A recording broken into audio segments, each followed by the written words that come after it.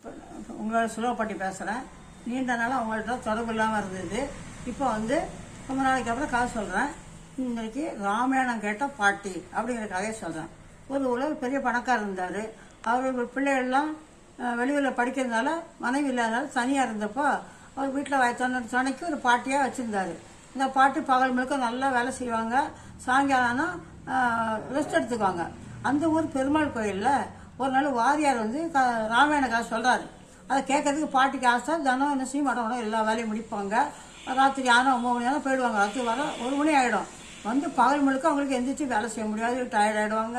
உடனே அவர் சொல்லுவார், ஏம்மா நீங்கள் தான் இவ்வளோ வேலை பார்க்குறீங்கல்ல, இப்போ ஏன் இப்படி கோயிலில் இருந்து அலையிறீங்க, கோயிலுக்கு என்ன பண்ணீங்க? இல்லை வாரியார் நல்லா பேசுகிறாரு கேட்டேன். என்ன கேட்டீங்க? ராமாயணம் கேட்டேன். அதில் உங்களுக்கு என்ன புரிஞ்சுது?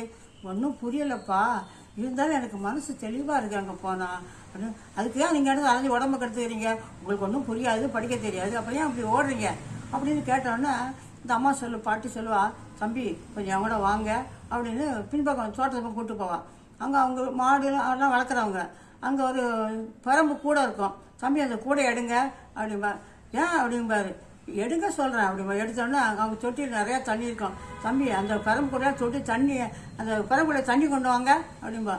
என்ன பாட்டி கோயிலுக்கு செய்யுங்க தம்பி அப்படின்பா. உடனே அவர் பரம்பு கூட எடுப்பார். ஒன்றுமே வரலையே தண்ணி, முக்குங்க அப்படிம்பாரு. சுக்குங்க அப்படியே ஒரு 7-8 தடவை சொல்லுவாள். உடனே அவர் சுற்றி கடைசியில் அந்த சாணியும் மண்ணும் அந்த கூட அழிச்சுன்னு விளையாடுன்னு ஆகிடும். ஒன்று சொல்லுவா பாட்டி, இதுதான் தம்பி, நான் படிக்காததான், முட்டாள் தான், ஆனால் அதை கேட்கும்போது என் மனசும் அறிவும் பழிச்சு தெளிவாக இருக்கேன். நான் ரொம்ப தெளிவாக இருக்கேன். எப்படி இந்த பரம்பரை சுத்தமாகுதோ அப்படியே மனசு சுத்தமாக போகுதுன்னு சொன்னான். இது ராமாயணம் கேட்டதுனால அவரோட பலன் இல்லை, அதோடைய புரிஞ்ச பாட்டியுடைய திறமை அது.